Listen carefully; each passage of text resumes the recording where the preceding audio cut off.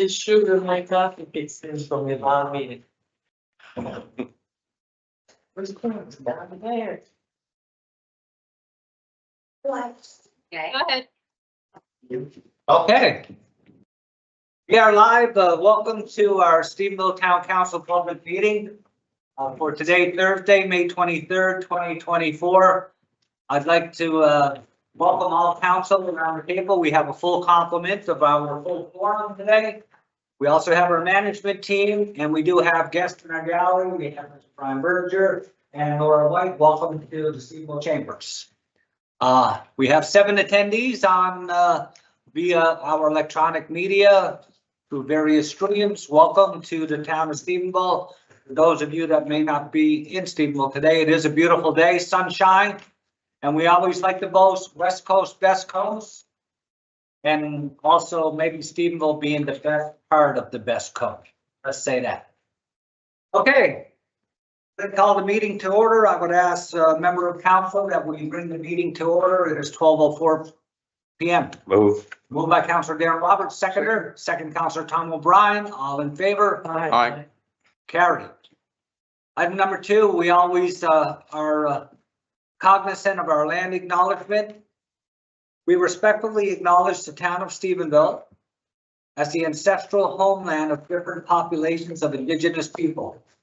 We also acknowledge with respect the rich histories and cultures of the Beothuk, Mi'kmaq, Innu, and Inuit of the province of Newfoundland and Labrador.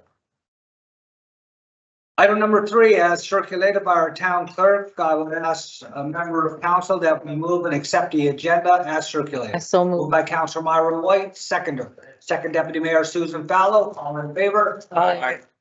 Carried. Okay, item number 4.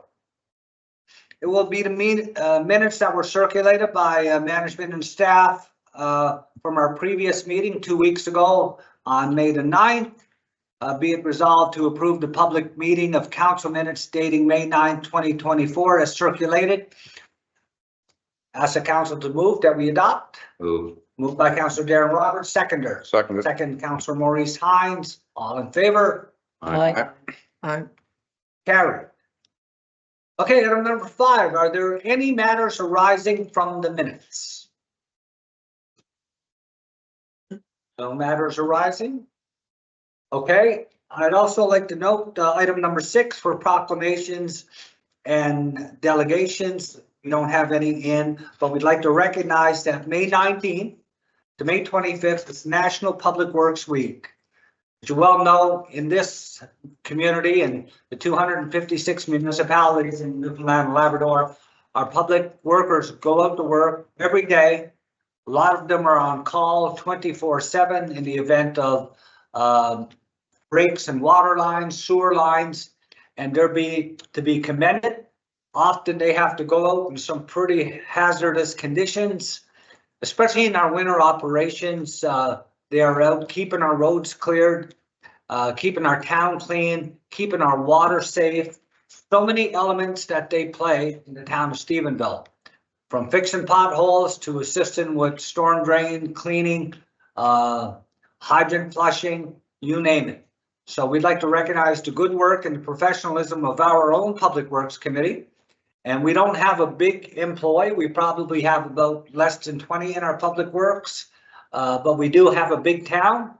We have over 100 kilometers of water lines and close to 100 kilometers of sewer lines. So when you take that in perspective, it's a big piece of infrastructure that our Public Works are responsible for. And we are grateful for that. Also, item number 2 and 6.2 is May 19th to May 25th is National Paramedic Services Week. Similar type of organization, but when they respond, people are in real trouble, and they're to be commended. It is a very, very challenging job, and you know, from the impact of PTSD and so forth, it is a very, very challenging job. And every time I see them, I just got to kind of recognize how valuable they are, and it takes a very strong person to take on that profession. and it truly is a profession. Okay, item number 7 is a committee reports, and I'm going to turn it over to our Chair of Finance, Councilor Myra White, for 7.1. Take it away, Councilor. You and good morning and welcome everyone. 7.1 Finance Committee.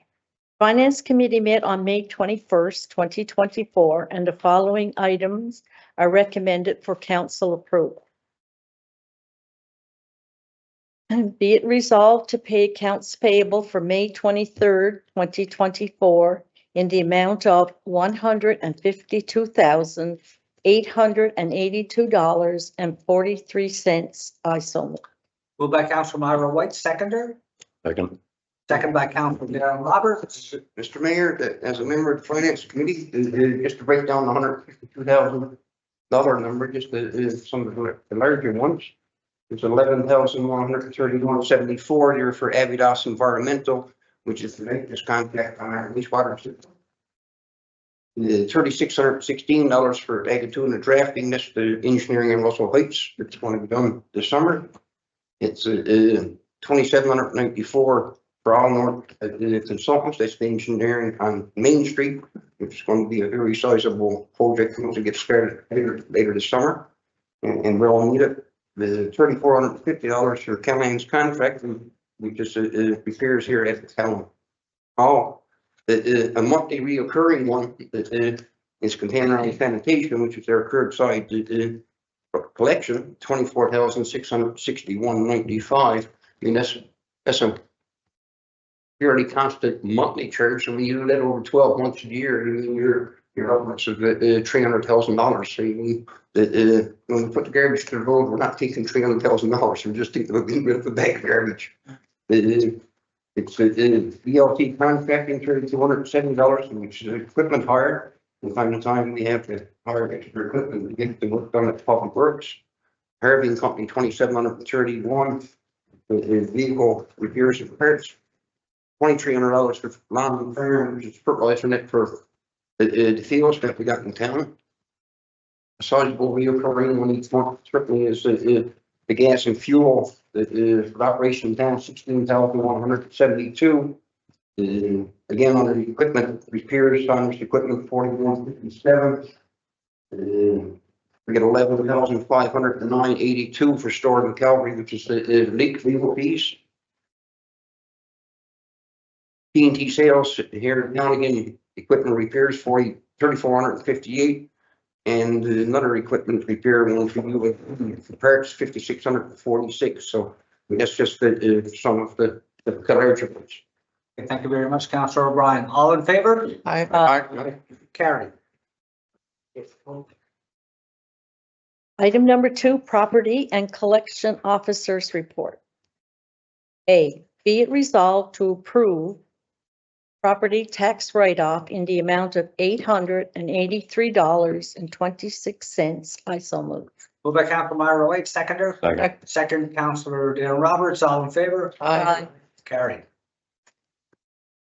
Item number B, be it resolved to approve adjustments to water and sewer tax in the amount of $1,408.42. I so move. Second. Moved by Councilor Myra White, second by Councilor Laurie Elbert. All in favor? Carried. Item C, be it resolved to approve remission of tax in the amount of $864.88. I so move. Moved by Councilor Myra White, seconder. Second. Second, Councilor Darren Roberts. All in favor? Aye. Carried. Item D, be it resolved to approve business tax write-offs in the amount of $2,410.71 and adjustments of $4,694.55. I so move. Moved by Councilor Myra White, seconder. Second. Second, Councilor Darren Roberts. All in favor? Item number 3 is request for proposal at 137 Carolina Avenue. Be it resolved that the town of Stephenville issue a request for proposal for a parcel of land located at 137 Carolina Avenue. I so move. Second. Moved by Councilor Myra White, second by Councilor Tom O'Brien. All in favor? Aye. Carried. Item 4, a request for grant, Can-Am Lodge. Be it resolved to approve a grant in the amount of $4,841.50 to the Can-Am Lodge. I so move. Moved by Councilor Myra White, seconder. Second. Second, Councilor Darren Roberts. Question. Question?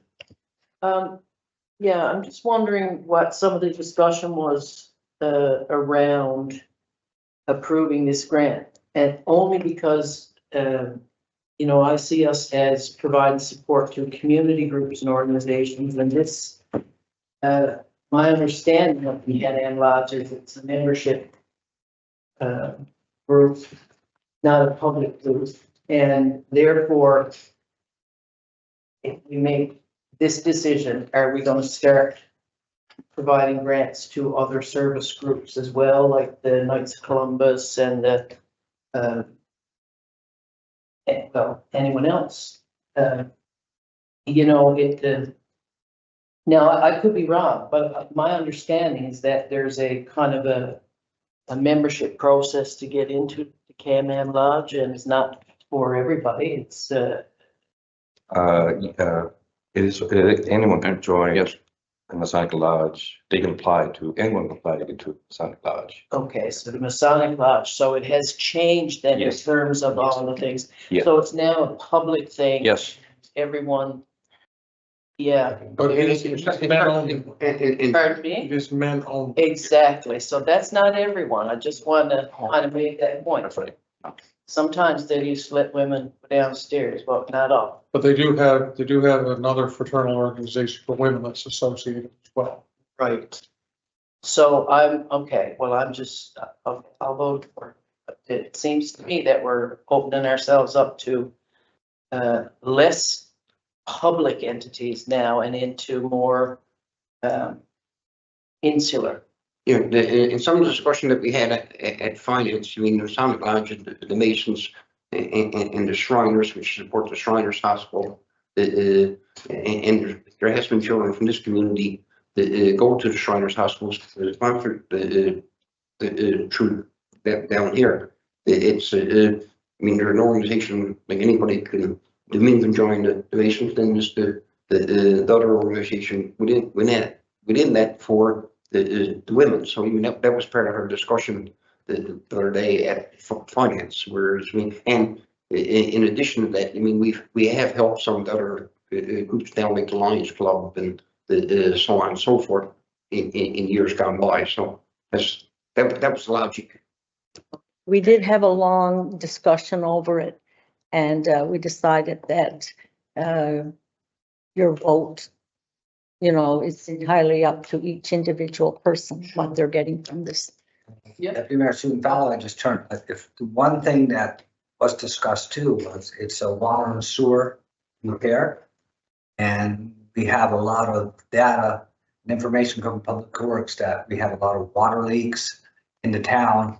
So anytime we're enhancing, like all the work we're gonna be doing on Main Street, Russell and Rose Avenue and all the streets fire, every year we do upgrades to water and sewer, but every time that we can look at upgrading water and sewer line, it kind of mitigates any, and we might find that maybe there was a leak, you know? So if they're having a problem, what is the problem? Is it backing up? Is there a leak? So that kind of helped from a public works perspective too. I think we had some discussion. Yeah, and in addition to that, I mean, it goes back 42 years ago now, like the water shutoffs, the curb stops, as to refer to it, a lot of them were in closer to buildings, residents, and that type of thing. And the town adopted a policy, anytime that there was problems on the line, the town would go in and fix the line and move the curb stop out to the property line. Then the Right. property owner would become responsible for the curb stop in. Right. In this case here, the Can-Am Lodge is going to take on to work to do the repairs to the line and that type of thing. And then from the curb stop in, it's going to be their responsibility on a go-forward basis.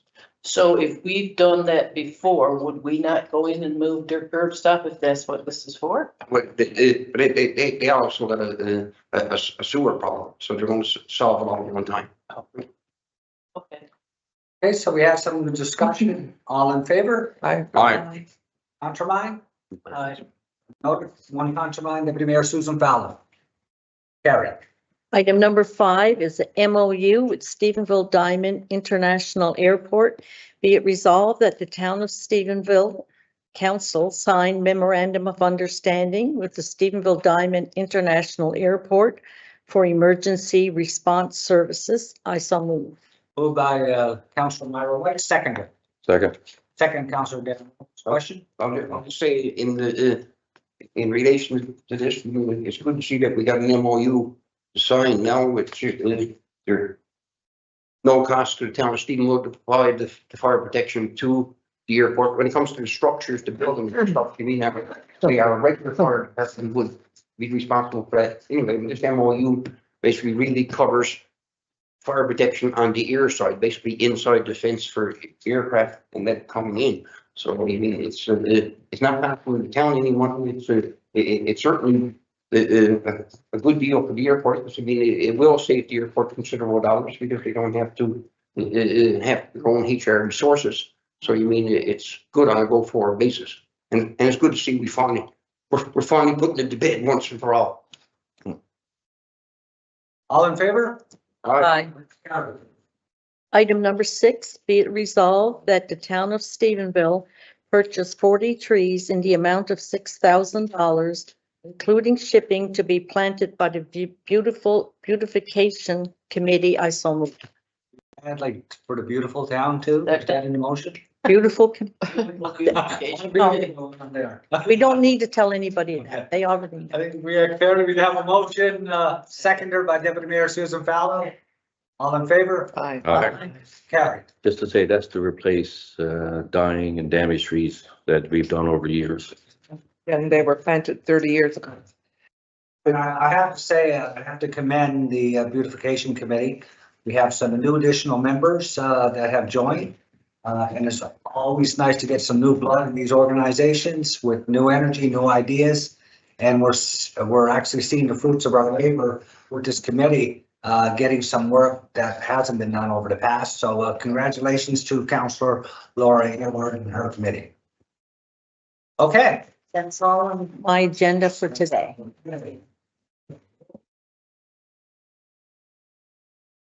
Okay, I'm going to turn it over to our trusted Councilor Laura Aylward for chairing our planning and traffic agenda. Okay, thank you, Mr. Mayor, and welcome everybody and the people online. How many do we have today? 19. 19, that's good. The Planning and Traffic Committee met on May 21st, 2024, and the following items are recommended for council approval. Permits. Be it resolved that the following permits be approved as presented. Applicable permits will require inspections, licenses, and permits as required by Service NL and the town of Stephenville, for sure. 3840 Main Street, construct a fast food restaurant with drive-through. Now, I guess, Jennifer, do I read them all separate? Yes? Okay. One more, just. You can read them all out in just one motion. Okay, yeah, all right. 64 Willowdale Drive is construct porch and replace deck. 6A. Oh, 6A. Look. I don't. I just had a new home, yeah. I guess the town's expanding pretty fast. Yeah. 6A, Willowdale Drive to construct porch and replace deck. 2628 Main Street, roadside vendor, 1 year.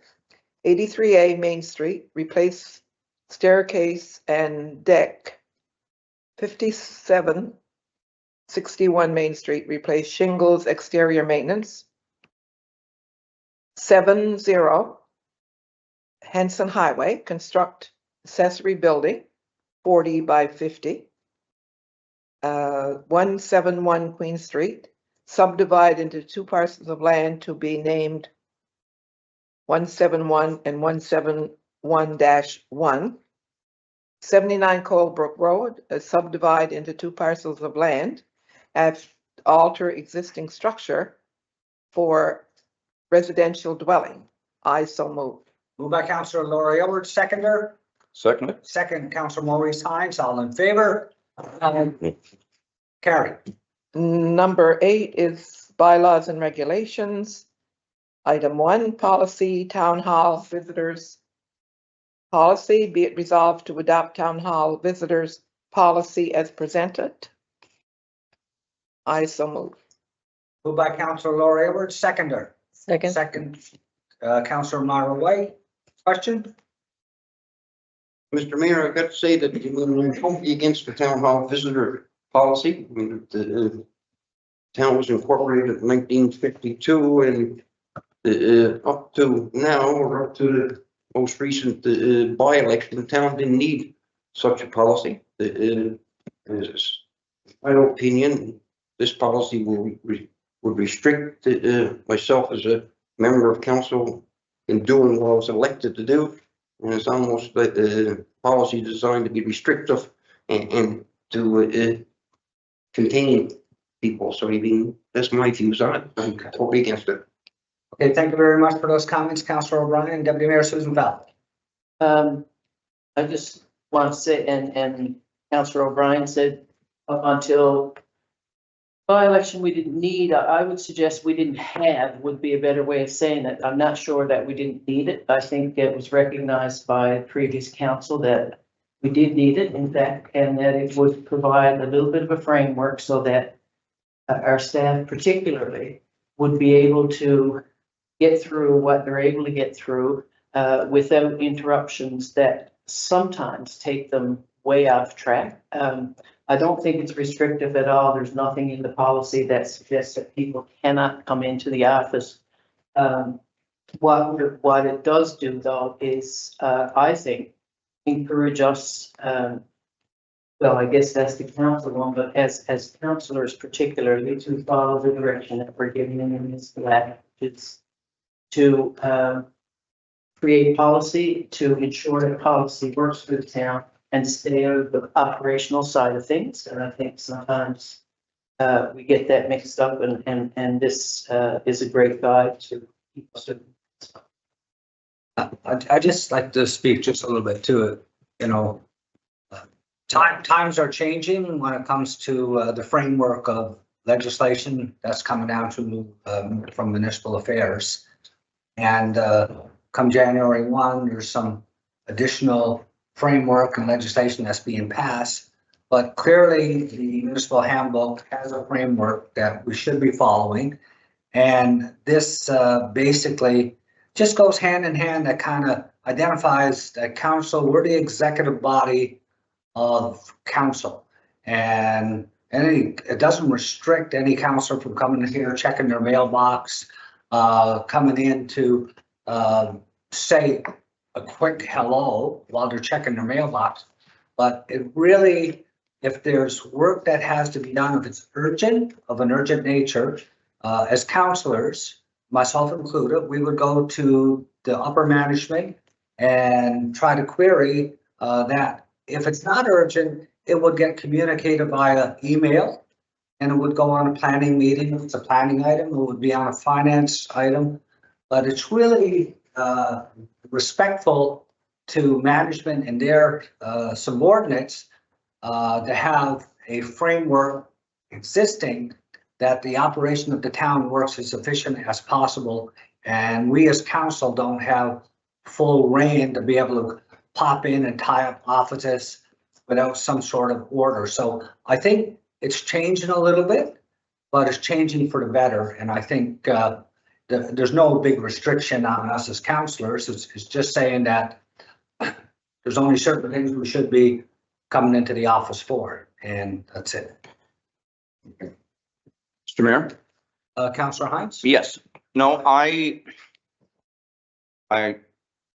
feel that we're implementing a policy that doesn't make the town hall welcoming. I think it's this belongs to the residents, belongs to the citizens.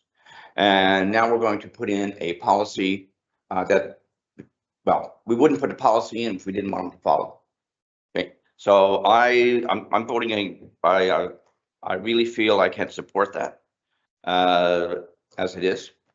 And I feel that the town is never really lined up out there. And I think most of the councilors are respectful. So now we're bringing a policy that doesn't really need to be there. And right away, by the set time, we're saying the town hall visitors policy, right away, that rings of restrictions, either perceived or real. Okay, thank you, Councillor Hines. Any other councillors? Well, I think it's been explained very well, and I'd like the general public also to be noticed or notified with regard to what we're saying here today, that this is not to restrict anybody from coming in. Really, it's just that we just don't want people coming in and interfering with the day-to-day work of what the town is doing. Because if someone comes in just for a chat, it's not going to be 5 minutes, it's going to be an hour. But someone's coming in to do business with the town, it'll take about 5 or 10 minutes. There's a little bit of difference, so we really like to let them know this is not that kind of restriction that we're saying nobody can. Councillor Roberts. This is, I think it's just our third crack at it, and my view of it still don't change onto it. If you got to explain what this policy means, it's not a good policy. I still feel that through, just looking at the policy itself, I still feel restricted on contacting any staff information I need. I contacted all organizations and towns and everything else of this type of policy. No, we encourage hands-off nosing. And that's almost a policy or guideline of good governance. You don't tell the staff what to do, but you don't tell the information, so you're making an informed and educated decision around the table. But this, Ian, you're gonna try to explain the policy to me. If you gotta explain the policy to me, it's not a good policy because I don't understand it by exact reading. this is a working environment as well, like a working environment. It's a whole it's just not like you are having a board meeting or that kind of things or volunteering things. This is the workplace for the employees who like to do their jobs. Okay, anything, Councillor Aylward? Well, to be honest, I don't like the policy. I really don't. And I feel that I have to agree with Councillor Roberts that some policies are fine, but other policies are not so good. And I believe that people will think that they are welcome here. And as for people coming in and out, like, it's very broad and it's not really clear, really, because especially like some new councillors, they might figure, well, what do you mean? I can't greet somebody, or I can't say how you doing today, or what's going on down in your department? Are you doing okay? How are the roads this winter? And that kind of stuff. Some of these young new councillors might feel that way. So I have to say that I cannot support the policy. Okay, Deputy Mayor Susan Ballard. Trying now to kind of calmly formulate something here. I think it's really important for those who are listening and may take away a message that from this discussion, that this town hall visitors thing is all about visitors and restricting visitation. This town hall is a business place owned by the taxpayers to come and do the business of the town. There's nothing here about a business policy. And there's nothing here that suggests that anybody from the public that wants to come into the front desk and ask a question or do their stuff needs to do it. The policy is much more detailed than that, and it's about things like creating an opportunity where if I want to come in, I don't come in and interrupt and say, can you tell me this and this? But I actually just make an appointment. Can I drop by in 20 minutes? Can I drop by at 10 o'clock and discuss this so that the person who I'm dropping by to see has the opportunity to gather what's needed to be gathered and to finish what perhaps they're doing, because even though we're not supposed to, and we aren't the bosses of anybody here, there is still that kind of unspoken thing where when a counselor comes in and asks a staff member for something, that staff member is in a precarious position then, because they feel like, well, maybe I'm supposed to be doing that for them, but I'm also supposed to be getting this done because that's what I was told to do today. And now they're having to try to figure things out. The other thing is, this policy, as it reads, may be difficult for some of us to see as necessary because we aren't maybe the people who need this policy.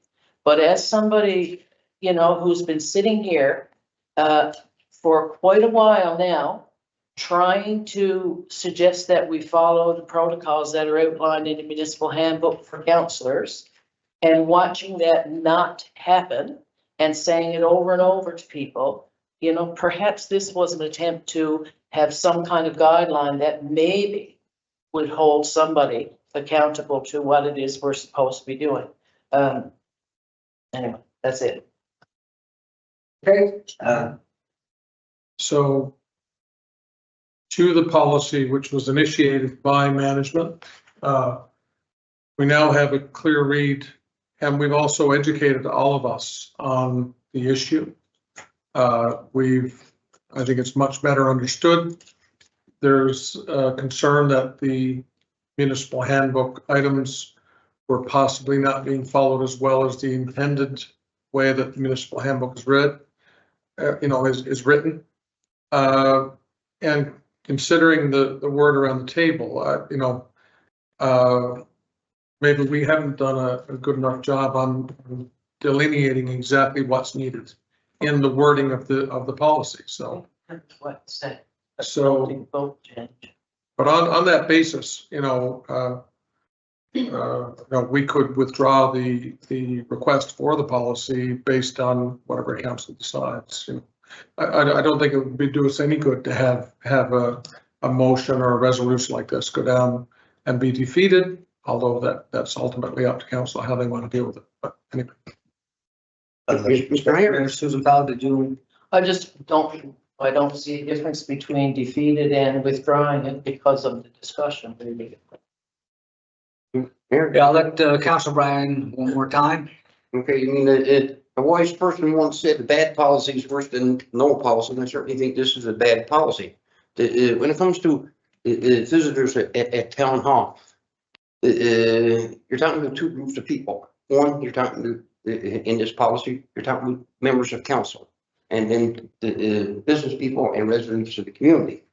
Anytime anybody from the business or the community comes into town hall now, they can only get to the lobby. They can't get in where staff is doing. They come to the front desk like they have since the incorporation of 1952. When, if they want to see the town manager or tax collector or whoever they want to see in town hall, they came to the front desk and they said, can I see the town manager? Can I see the tax collector? They may not even know who the manager or the tax collector was. Person on the front desk would check to see if they're available. If they're available, that person got to see who they were. If they were not available, they were told, not available, well, I'll come back later. Or they tried to make an appointment. That's been done since incorporation in 1952. When it comes to including council members in this policy, I served 3 terms as a councillor. I served 3 terms as mayor. Now I'm back as councillor again. So I guess I can say I'm in my 7th term. I've made many trips to town hall. At no time did I consider myself a visitor to town hall. I considered myself a representative of the residents that voted us into office. If they asked me to check something out, I certainly attended town hall and checked it out. When it comes to saying interfering with staff, yes. You've heard me preach before. We as members of council cannot direct staff to do anything. And under notion of the motion, which the notice of motions are going to come up today, it's quite clear in that I gave all that in writing to all of council members approximately a month and a half ago. So you mean it's It's one's interpretation of interfering. If you're checking something out for a resident or a business person in town, you come in, you ask the appropriate person, I got this question, I've had this inquiry, you mean, what is the answer? To me, that's not interfering with staff's duty. We all have to remember, as members of council, members of management, members of staff, we are here to serve the people that pay the bills. And this policy is restrictive as far as I'm concerned. It's a bad policy. So as the wise person once said, the bad policy is exactly that, a bad policy. So. Well, Mr. Mayor, I agree with what Mr. Bill Ramsey said about this a few minutes ago. It's all right, Councillor Fowler, to say, go on and explain it, and this is what it is, and blah, this kind of stuff. But the general population around here, they're going to hear today when this meeting is over, and especially the ones that go online. Well, now that's pretty good, you know. We're not allowed to go into council anymore, you know. I can hear it now. I can hear it now. Been around, Mr. Mayor, been around too long. I can hear it now. Can't even go in town office now, you know, boys. That's what's going to happen, you know. Yeah, that's what it'll be. That's Well, they probably say that too, but the problem is, I've thought about this a lot. I've been around a lot. I've seen policies. I've seen them in the healthcare system and other places, and some of them are good for nothing, to be honest with you. Not saying this one's not, but, and there's a lot of work went into it.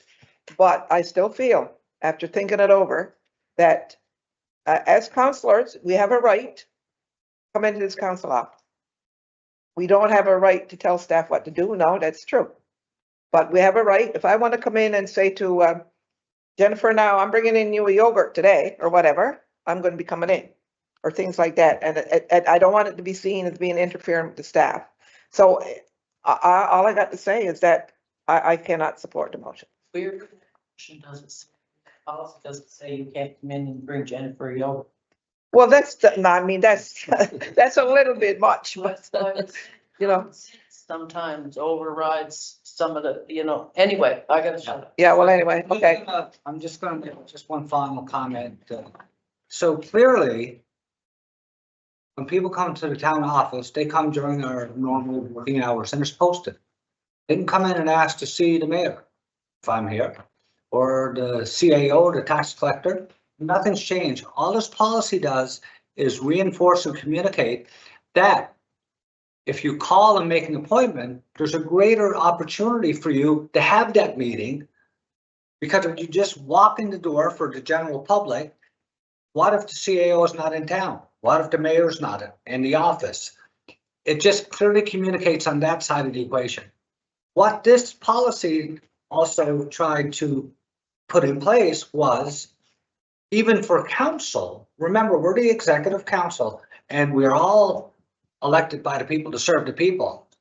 Serve the people, we still have to follow the parameters and the guidelines of the municipal handbook and municipal affairs, what they're saying. What they're saying, we shouldn't be involved in day-to-day operations. That's why we have planning meetings, finance meetings, communication. We advance files that we want spoken on by management and staff prior to our meetings. We have time bars that we're going to be talking about. There's a reason for that. It gives appropriation to those departments to have time to be prepared for council's questioning at a planning or a finance meeting. What this policy is basically trying to get us to act as a professional executive of council, where we set policy and direction, that we should not, 7 of us should not be able to walk through that door. We can walk through that door 24/7. We got the codes, check our mailbox, have a coffee. We have that right. We shouldn't have the right to 7 of us just come in without upper management knowing, going in, sitting down, demanding stuff from department heads or management and staff. Because what that will do is interfere. That's not our job. Our job, we're the executive, we're the council. We have planning, finance. If an emergency happens, or something of pressing nature, and you can't reach the clerk or the CAO or the deputy CAO, using a bit of common sense, you'd come in and say, I wonder is the tax collector here? Or I wonder is the director of public works, I gotta speak to him. But what we've seen is too much of council coming in and spending time with staff. What this policy is trying to do is have us as a more of a professional entity. So on that note, I'm gonna call for the vote. So we have a motion, we have a seconder. Can we clearly identify who? It's been a while since we had some discussion. It was moved by I moved it. moved by Chair. Yeah, Councilor Laura Edwards and second by Deputy Mayor. yeah. Memory, Darren Roberts. Might be one, but I You know remember. what? I can. No, no. Barbara. Second. Myra, okay, yes, you guys were really close there, but we had. Oh, that's right. I put my hand up. That's right. Like this. Yeah, Yeah. I get a good memory, but I'm wrong. So we have a motion, we have a seconder. All in favor of the policy? Aye. Contra mine? All right. Motion defeated. Yes. So Yes. just for, I just want to, I guess, close off by really reiterating what the intent of the policy was. And just so that nobody really walks away thinking it's something that it wasn't. And just first of all, I'm very respectful of the decision that has been made by council. Ultimately, whatever comes before you is a decision of council, and we have to respect that, which I do. But I just want to bring clarity to exactly what was meant by the policy, and just to reiterate that the policy isn't about discouraging public engagement with the town hall. It's quite the opposite. We wanted to make sure that everyone could still come by in person when they need immediate help. Our front desk staff, especially our administrative assistant, will always be there to listen and assist. If something needed a bit more attention, they're ready to bring in other staff or management to help right away. And of course, in emergencies, we'll always act promptly and make those our top priority. Providing friendly and efficient customer service is something we're committed to and we'll keep focusing on. The main aim of the policy is just to keep day-to-day disruptions to a minimum so that our staff can stay focused on their responsibilities. We're trying to avoid the kind of unexpected business that can throw off an entire day's schedule. This can make it hard for our team to meet other important deadlines and commitments. Sometimes staff receive requests that require some preparation to address properly. This policy will help to ensure they have the necessary time to prepare and respond effectively. We hope that the policy will be seen as a courteous way to manage our time better, not as something harsh or unwelcome. We're also fully committed to keeping the council feeling welcomed and comfortable here. It's important to us that everyone feels they can still engage with us effectively within this new framework. And just to add to that, we've been discussing this right back about a month ago. April 25th was the date of the response that I gave, further explaining the policy. And when we explained it in our first committee meeting, in the first draft, we all agreed that, maybe the policy is a good one, but we need to soften it up a little bit. So I went back and did draft number 2. And then in our committee meetings, I had my laptop ready to go to make any changes that council collectively wanted to make in order to create a policy that everybody was good with in respect of the collaboration that we would all do. And nobody really participated in that. So, we didn't achieve a collaborated version of Nobody of a draft. participated in what? In our committee meetings, when I have my laptop ready for us to be able to edit the second draft of the policy in its softened version, we never got a chance to collaborate on that. And I brought it to 2 committee meetings. So we didn't have a chance to collaborate effectively on that. Well, Even though I had hoped to do that, I think I was quite clear at the committee level they usually that like. all the way policy through law. that I was in total disagreement with the policy. Yes. And stated my reasons like I stated today. That's correct, Okay. but I did have direction that we would be amending the first draft and softening up a little bit, which is what I did. And I also came prepared with my laptop to make any additional edits during the committee meetings, with the hope that we would all collaborate. So I just wanted to end it there, just to let you know, like the work that went into it and what the actual intent was. But I do respect the decision of council to And I have to commend staff for the work that they put in on trying to draft policy for the alignment with the municipal affairs. So And thank it you. very much. depends on how you operationalize things, you can do, yes, in many ways. Not the least of which is asking your staff to book meetings when people are coming in and interfering. Like if they're in the middle of something, that they have the right to say to all of us, sorry, I can't do that right now. So, Well, you mean, I thought we said to staff and when I was re-elected in March, I said to staff, if I ask you a question, don't feel pressured that you gotta stop everything and get me the answer. I mean, when you get time to address it, let me know, give me the information. I mean, I would think, and the mayor referenced this a few minutes ago. I mean, you can't have people coming in demanding the answers from staff. I don't think we should, as members of council, we should be demanding anything from staff or pulling rank on staff. If we have a question that we're trying to represent the people that elected us, the residents of the community, ask the staff member a question. Anytime I come in to ask a staff member a question, and the most recent times, I mean, if the CAO's door is open or the assistant CAO or CAO's door is open, I'll say, I'm here, I need to see Matt, and we go see Matt or Mark or whatever staff member I know is responsible for one of them. We shouldn't be demanding anything. We shouldn't be putting stress on staff. And I always ask the staff member when the folks are, do you have a minute? If they're on doing something time sensitive, they have no, they're all professionals. They have no problem in saying, well, I'm doing something time sensitive now. Can you come back in an hour? Before So we move to the next item, I just want to clearly say for all council around the table, including myself. If you want a question, you don't need to come into the office. Burn fuel, carbon footprint, send an email. Then it gives staff appropriate time.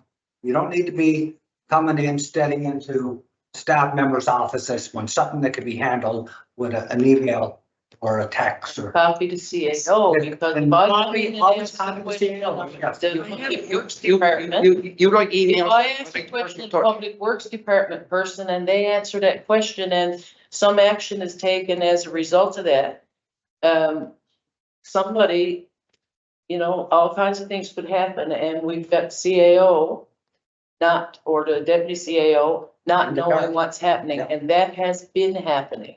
So maybe things are taking a better swing, and that's great, but a lot of this stuff was an attempt to mitigate and create a better environment for staff who were very clear about how they felt and the stress that they felt that they were under. So it's not that the by-election changed the water on the beans either, but this is a process that we've been working on for a while, and to suggest that people are quite comfortable saying, no, I think you're wrong in some cases. I think some people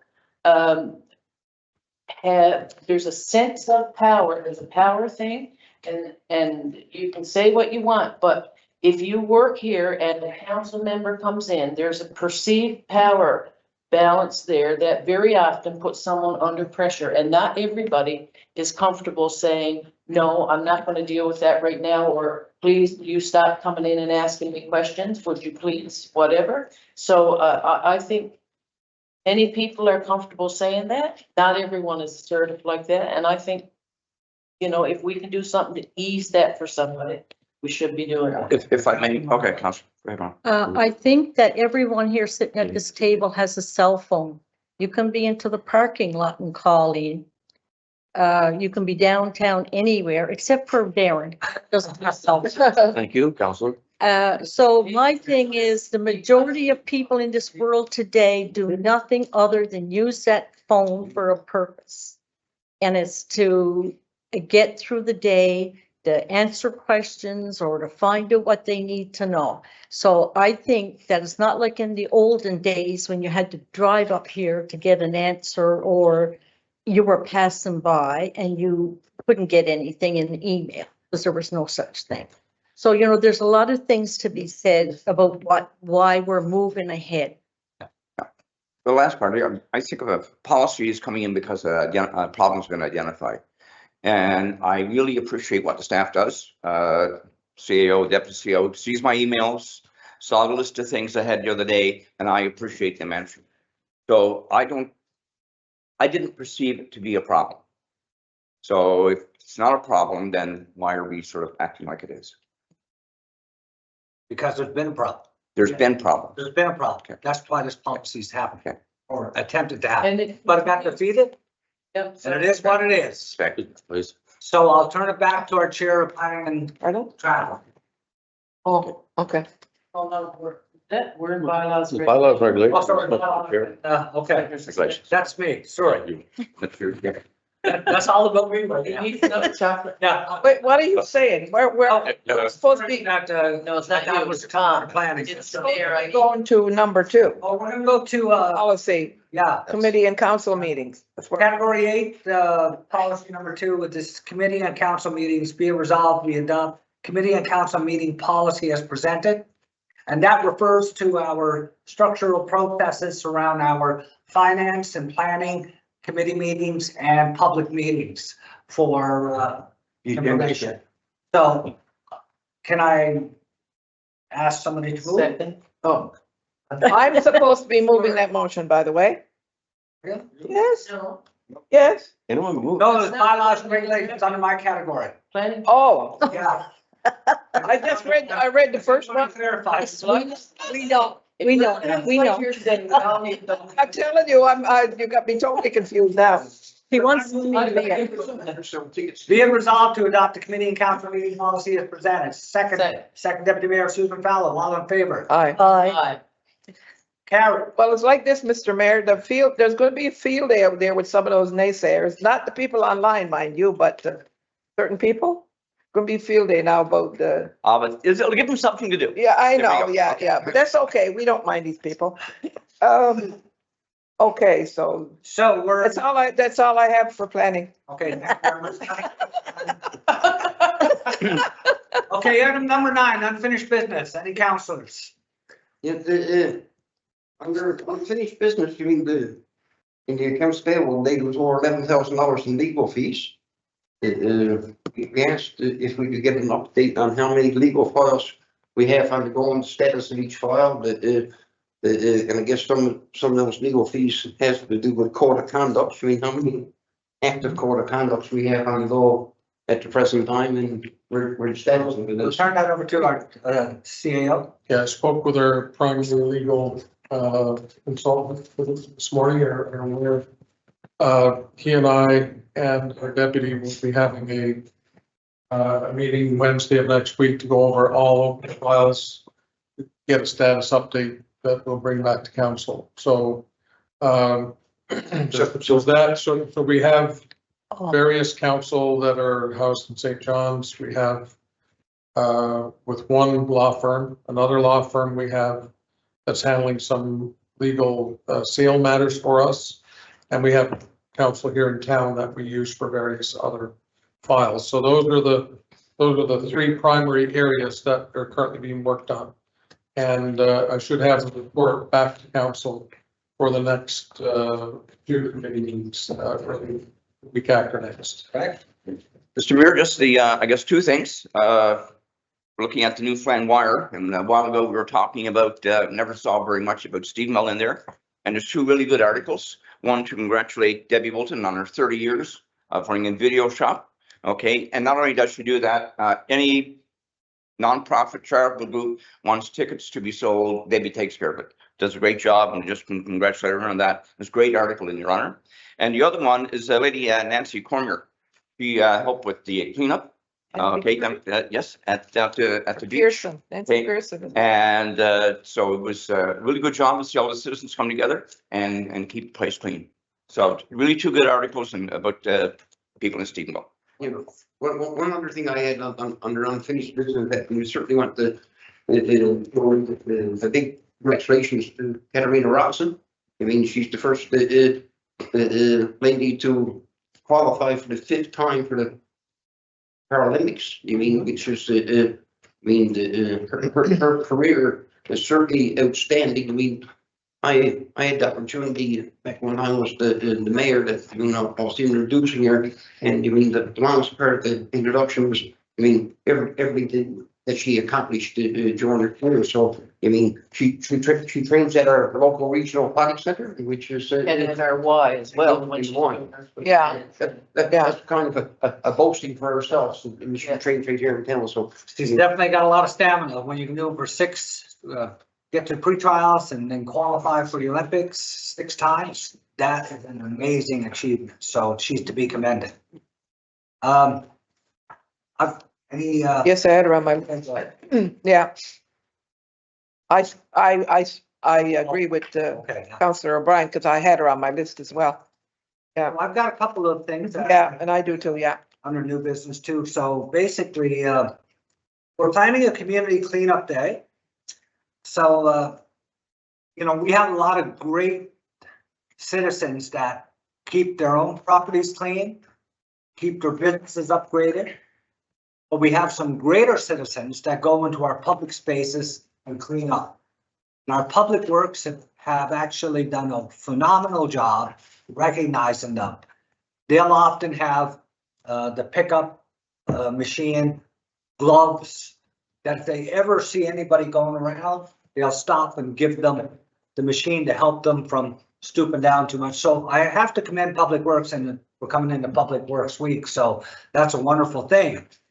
But we're going to be organizing a community cleanup day. And you don't have to drive very many places in this town to see litter. And litter is everybody's responsibility. I've often said that even our own Public Works, when they're driving for their coffee or driving back from their coffee, if they see some litter, stop and pick it up. And that goes with council, staff, citizens. So we're working towards our community cleanup day. This event will include incentives and fun activities for everyone. So you get to clean up the environment, but you get to have a little bit of fun. We have a very creative team and our staff that have come up with some great ideas. But for everyone who participates in cleaning up debris along our roadways. So it's along our roadways, it's ditches, it's green spaces, it's areas touching our industrial zones. It's everywhere you can see garbage, we need to pick them up. We take pride in maintaining a beautiful, clean community, and we would like to call out to community volunteers. So if the 24 attendees that are listening in are in Stephenville, contact the town. We got a plan to clean it up. We'd like to call out community volunteers and organizations who are interested in lending a hand and joining in on the fun. And we've had, you know, from Lions to Air Cadets to Beavers to Cubs. We've got a phenomenal beautification committee that we're coordinating through our Public Works and our staff. And through our communications department, Mary Lee will be communicating this fun activity to make Stephenville cleaner and greener. The other thing I want, maybe you got something, Councilor? We don't have a date yet for the cleanup, No, No. we're just, we're. but the staff's working. Staff's right? working. Yeah, well, that's great. Yeah. And it will be, I presume it's gonna be a weekend, and there'll probably be an alternate day in the event that inclement weather, they might schedule for a Saturday. Inclement weather, it could be the Sunday, so, or the following week. So we'll let staff figure that out. Okay. The other thing I wanted to mention is with sadness, the passing of Councilor Don Gibbons' wife. Condolences to the Gibbon family. We want to extend and express our deepest condolences to the Gibbon family on behalf of the town of Stephenville. We are deeply saddened by the passing of Mrs. Gibbon, the beloved wife and mother of one of our dedicated firefighters and a former town councilor. Her contributions to our community and the support she provided to her family, who have served our town with such dedications, will always be remembered. Okay, any other comments on the new business before I call for adjournment? Yes. No, there's a motion. We're not gonna pass it this week.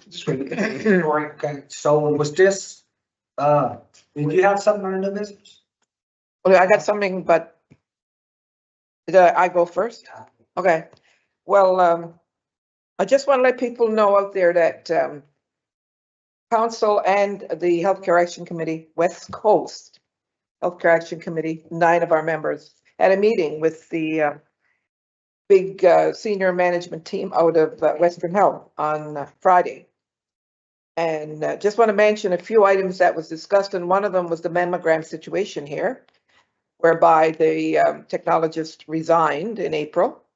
And our citizens now from Cape St. George, all over the area, the whole area, have to go to Corner Brook to get their mammograms done. Now, the question was answered that the techs, I asked why could not a tech come out from Western, and was told that they were busy in moving from old hospital to the new one, and at this time, and they're checking into it and this kind of stuff. Also, they did say they're advertising for technologists, which I did see on their page that they're advertising for a technologist. And at that meeting, one of those senior people mentioned in her talk of sharing services and things like that. And I had to say to her, well, you know, since the boards changed 4 boards in the 1980s, 89, or Councilor O'Brien would remember all that, 89, 90 or whatever, we were under Western Health Board. And I was in purchasing at the time. And everything changed, and not for the better. We were never, ever out on our inventory before. But once everything changed, things happened. And we were even told by someone at Western Health that we could adjust. And I said, no, you can't, there's no such thing as adjust. And that was one thing. And we never really got the support from the physicians to come out here and share our services. We did get some support. Some surgeons would come out and do surgeries, and we do have some support now. But again, they've taken away our anesthesiologist when he put in his resignation for 3 months, and they accepted it. Now, they have some ER doctors hired coming. And we were told, I asked the question, was it true? They were getting paid $100,000 a year for 2 years to come here, and it is true. But the anesthesiologist we had was looking for parity in with some of his colleagues in salary, and they accepted his resignation. So we had 2 surgeons here at one time, no anesthesiologist, and then it went reversed.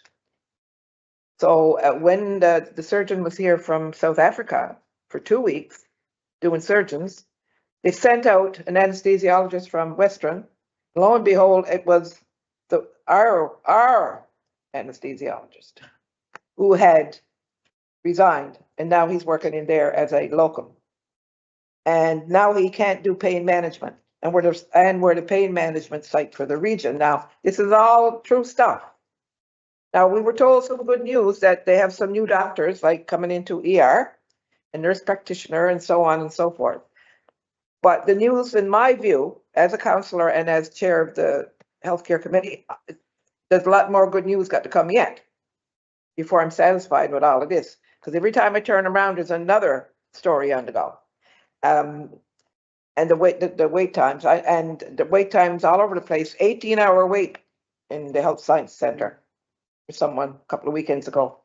In my family, 18-hour wait. And then the other item is there's people outside saying, well, you know, we're finished. Once that new hospital is opened, they're turning our hospital into a long-term care center. Now, that rumor is on the go, and I want to tell people that is not going to happen because they can't handle us. And I was told that by the chief of medical affairs one time. We can't handle it. You can't do it. Did they mean you now, or? No, our hospital. Our hospital. I said, you can't handle us. And that's right. There's a new chief of medical affairs, a doctor out of Western. So I don't know him very well, but he's going to know me soon pretty well because I'm going to be calling him again. But, you know, it really irks me that we can't get cooperation from other. And when I mentioned the fact about doctors from Western coming out, surgeons, and doing surgeries out here, share the OR, because having been in the system for over 30 years, I know that they have to fight for OR time sometime. And if they could come out and use our beautiful ORs we got here, they wouldn't have the long wait for their patients, And the other thing, you know? unfortunately, I wasn't able to make that meeting, but with the mammograms, for example, we've got all the equipment here. The technicians in Corner Brook, I'm sure, are flat out, but probably a large percentage of their flat out is from this region. And if they're caught up in getting ready and trying to move and all that, now I'm sure that's not the technicians that are trying to move, because they're not going to be required to do that stuff. Wouldn't it make more sense as they are getting things ready to move to have the technicians work out here? Same with OR. Right now, the government's got a program where they're sending teams, like they just had a team up in St. Anthony, for example, for a week to do surgeries. They send the anesthesiologist and the surgeon and so on, and they do so many. Why Can I intervene for a minute, Councillor Fowler?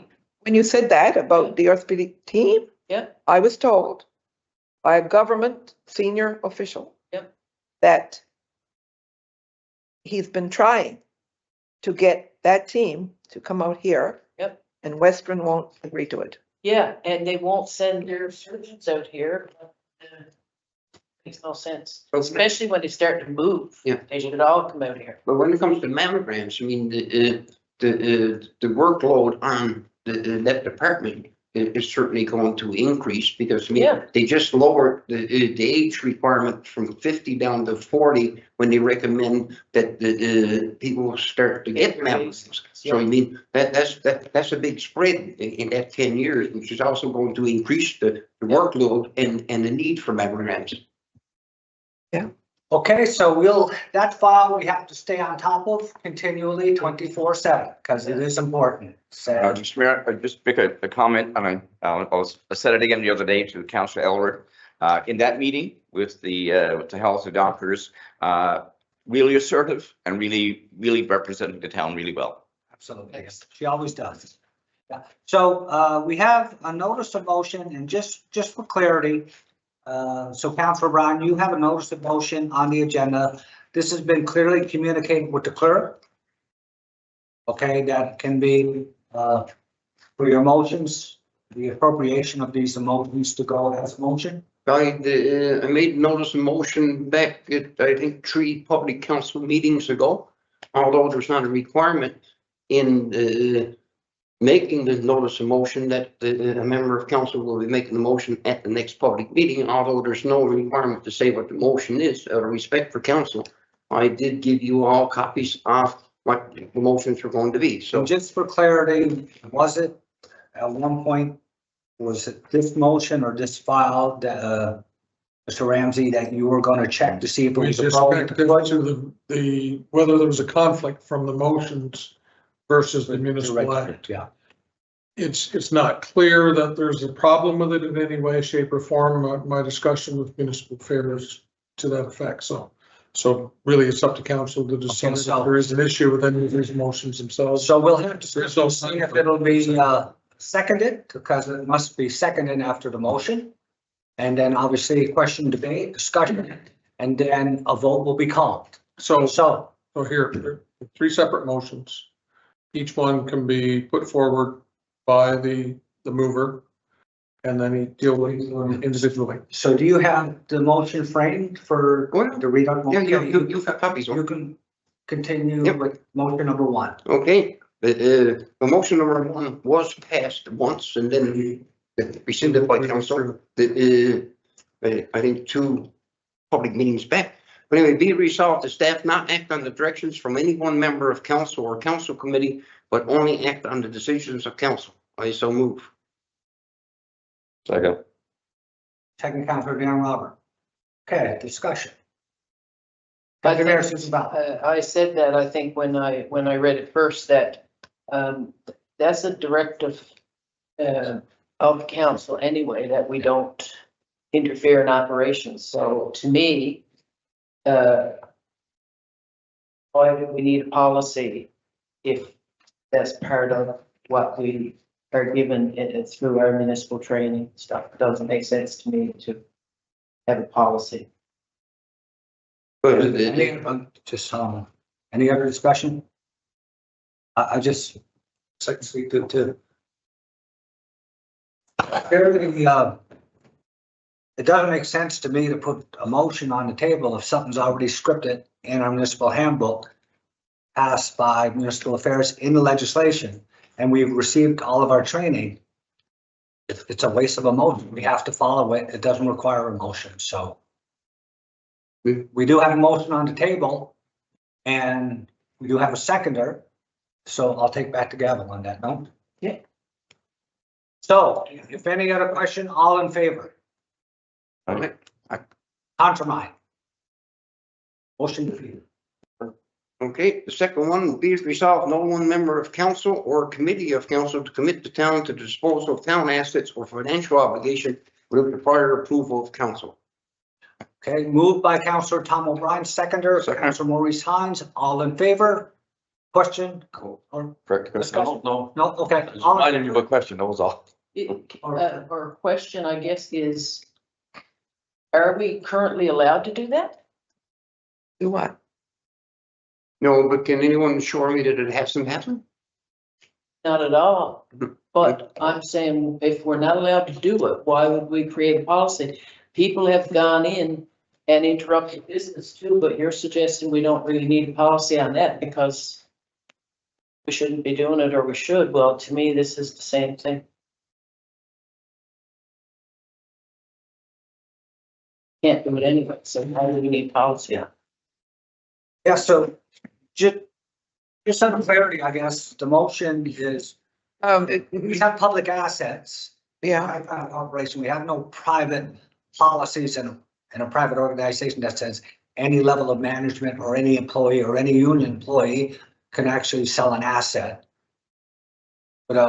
And assets in the past that would be sold, that are assets of the town, would have to come through council. and you do an We've auction always or done that. something, yeah. So that's a precedent. And, but I don't know if there's anything in the regs, and I'll ask management team that scripts that to say, but it's always been the way that no assets of this town could be dispersed or sold without the approval of upper management coming to council. And we've often done that for equipment that was old and, 20 years old, had a shelf life, was no more good. You couldn't just sell it to somebody internally.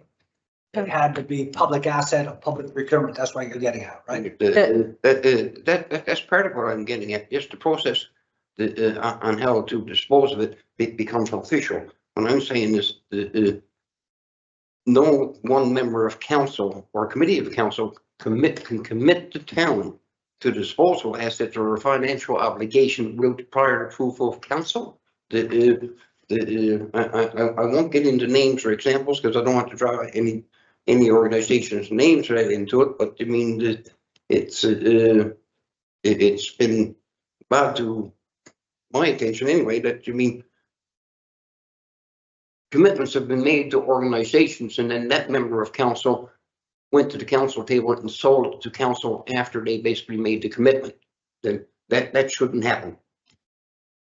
So, I always thought that but anyway, all assets that belong to the town, we're kind of like a board, I call it, because if in the government, the boards decide the assets to be put out on tenders or.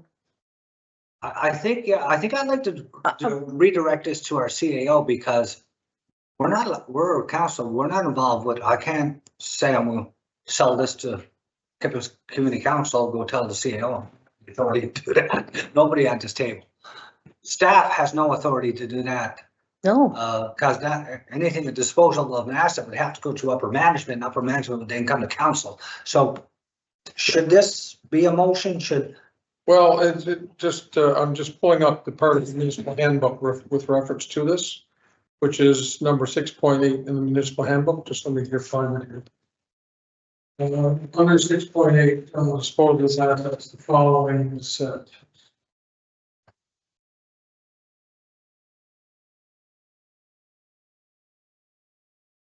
When I was looking at definition of asset, I don't know if this would come, definition of asset could be cash or property, plant, and equipment, or receivable, rental, or whatever. So I'm assuming that to cover all that. Right? So I guess, let's use a hypothetical example. Can someone say, take something out of public works, sledgehammer, and give it to somebody? Okay, No, I got, bring my asset, it's a lot of stuff, yeah, well, I hope not too. For reference, under the municipal, in the municipal handbook published by the Municipal Affairs Government of Newfoundland says, under 6.8, disposal of assets.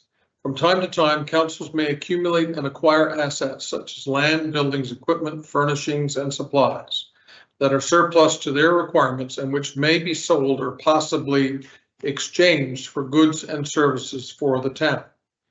What the legislation says with reference to that is under section 201.1 of the Municipalities Act 1999, it states a council may by resolution sell real and personal property where A, the item or lot has a probable market value of more than $500 by public tender or public auction, advertised in not fewer than 2 conspicuous places in the municipality, and published in a newspaper having general circulation in the municipality where there is one.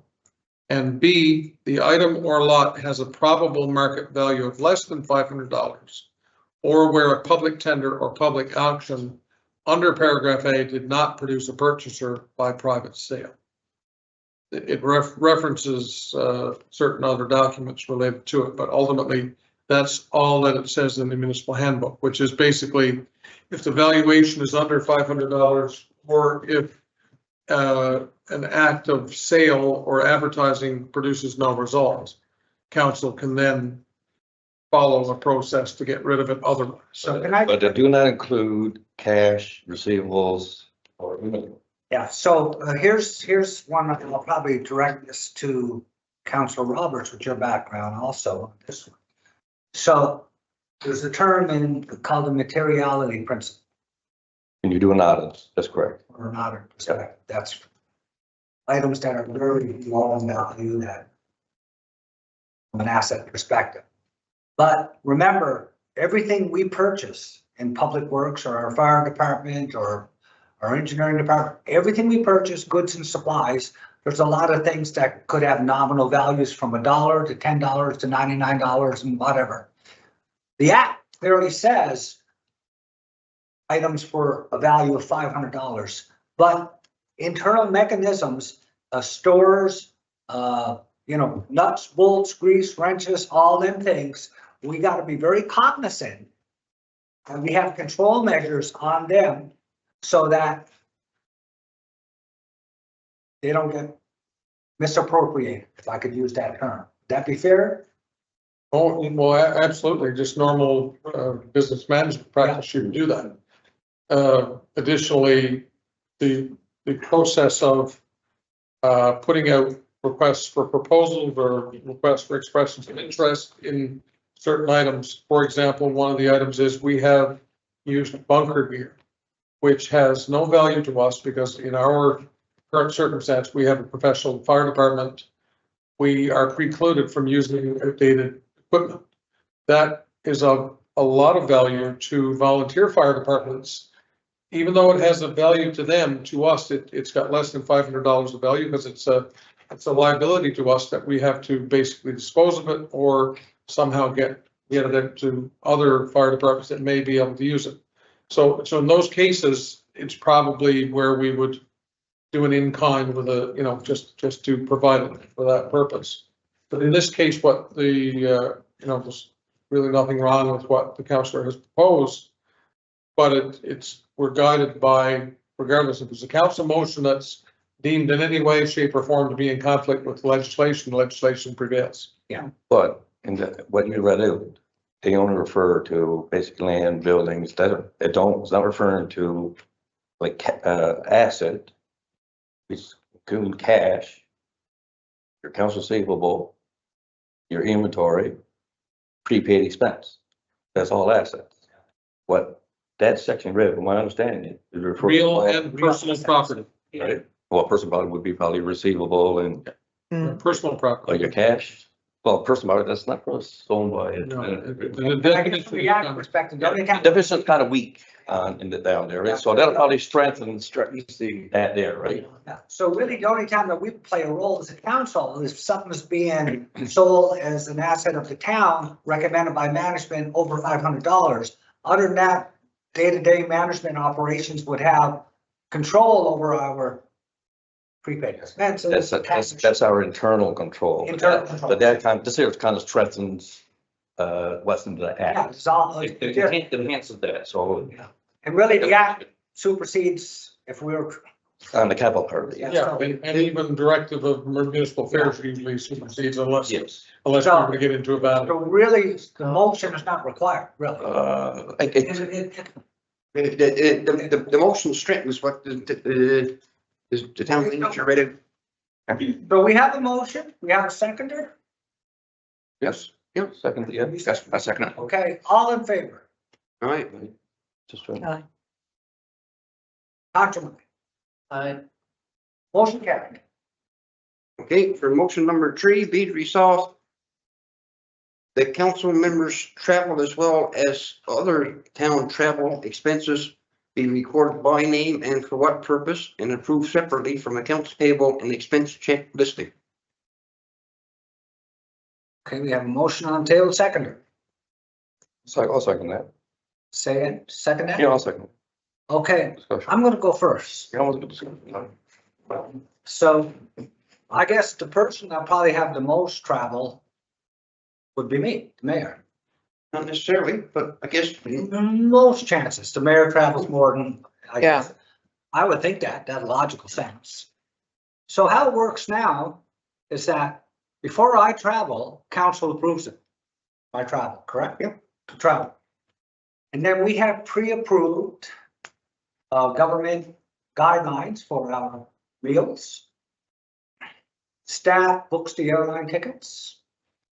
Staff books the hotels. I just came back from Amsterdam on the World Energy Conference. Really, the only things that I'm claiming is the taxis from stuff like that. So once council approves, whether it's Councilor Aylward or Councilor O'Brien or Deputy Mayor Susan Fowler or Mayor Tom Rose, once it's approved that we're going, you're trying to say it should, right now it comes in an expense check listing and it'll show Tom Rose or Tom O'Brien or Susan Fowler. It's already showing. It's vetted through staff. Why would it be a separate item and come back to council for a vote?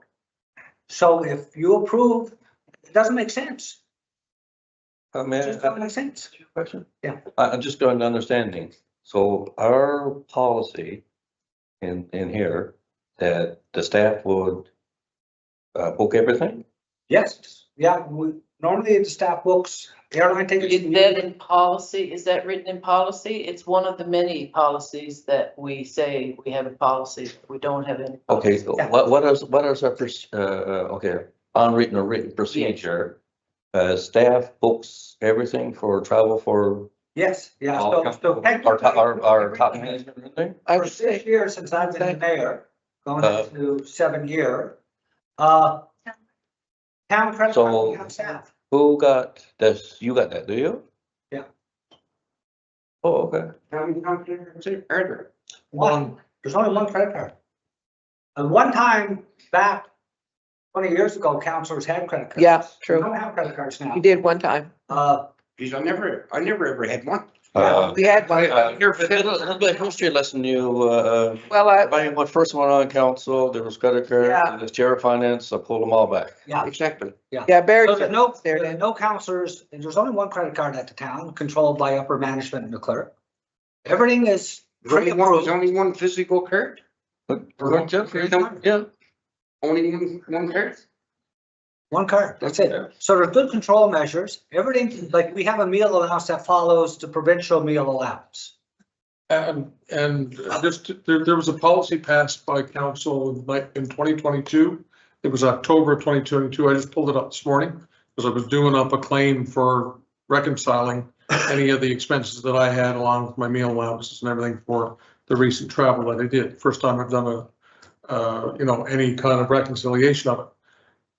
The interesting part of what the councillor has proposed, a lot of municipalities post all of their travel of their councillors and their senior staff. Yeah. It's all posted, it's published on the website, Anybody? and that's not something I don't think any of us have a problem with. But whether it be approved after the fact, No. is problematic. I know there have been instances where people make commitments in certain circumstances because we are very limited. Like no one's carrying a credit card unless you carry one on your own. There's no town credit card and something comes up and you make a decision and you may wear some of those costs yourself if it's not provable by council. So those things have happened. But right now, the travel turns up on the expense checklist. Correct. And it's approved. And that's probably where it should be, but the whole thing should be published on the website. And In my opinion, if you're on the expense check listing for traveling, your name, you have to step away from the table. And be identified by the clerk on the expense check. Yeah, I'm not insinuating here that the expenses be denied.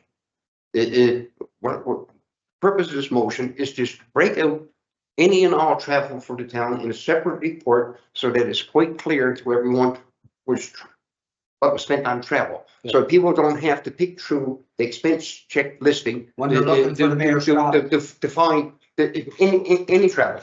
Well, you mean, when I was the mayor, you mean, and I'm certain you're aware of this, Mayor Rose, you mean, this request came in, an ATIP request on my travel when I was the mayor, and certainly when the people got the response on how much travel I done, the issue went away because they were disappointed. I mean, under openness and transparency, I'm saying we should do a separate report. It's going to get approved anyway. It's going to get approved anyway. Just a separate report under openness and transparency. So a separate report in expense check listing, because it can't be a separate motion. Okay, I think maybe what we can do. You should go back to finance. Yes, we can ask the chair of Let's put it. Chair of our committee finance, we can make a request of finance committee that any travel has the supporting documentations attached to the listing, Attached to. to our listing, we get expense listing. Say if it was, you paid the credit card, was it, I don't know, the Visa or whatever, the Visa, we would have all the supporting documentation attached to the expense listing at finance. Yeah, that's perfect, because you gotta remember, if any member of the community or outside the community wants to check any expense in the town of Stephenville, they do an ATIP and they get provided those documents. Yeah. Clearly, what we've been doing is for openness and transparency, and we've been very open. If Councillor Roberts or Councillor Aylward or anybody had an expense check listing from a pre-approved travel, it was on the expense check listing, their name was listed. And when the vote came for that, we used to have to step off from the table. And Although, again, there's a discrepancy there, which is irrelevant to that. I shouldn't say it's relevant to that, is that reimbursement does not constitute a gain for the individual. No. They should therefore not have to step away from the table, voting on the expenditure for which they. Yeah, No, nor should they have to step away from the table.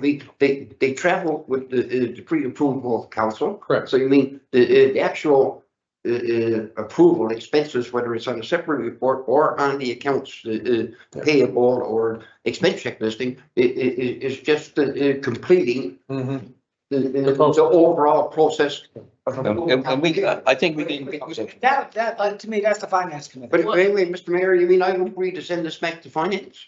Yes. For discussion? Yes, please. Because, I mean, and during this discussion and the mention of visa and all that stuff, I mean, we've been here 3 months now and I haven't seen any payments on the accounts payable or expense checks listing for Visa. So I mean, I think the Visa statement should also be passing through. We do that for finance.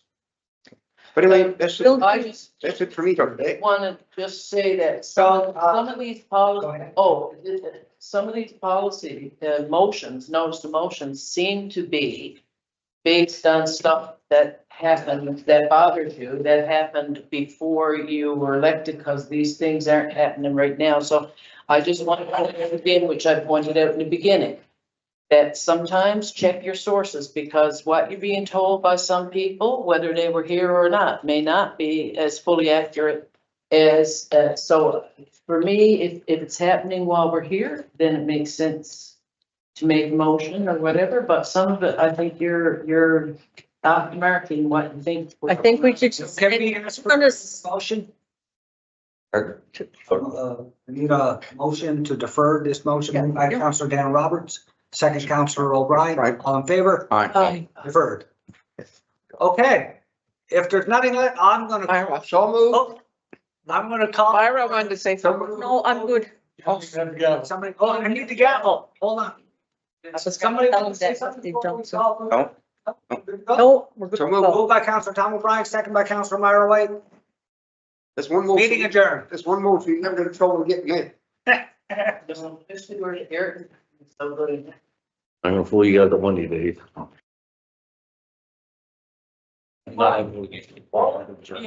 It's another hand. It's 2 hours. 5 minutes.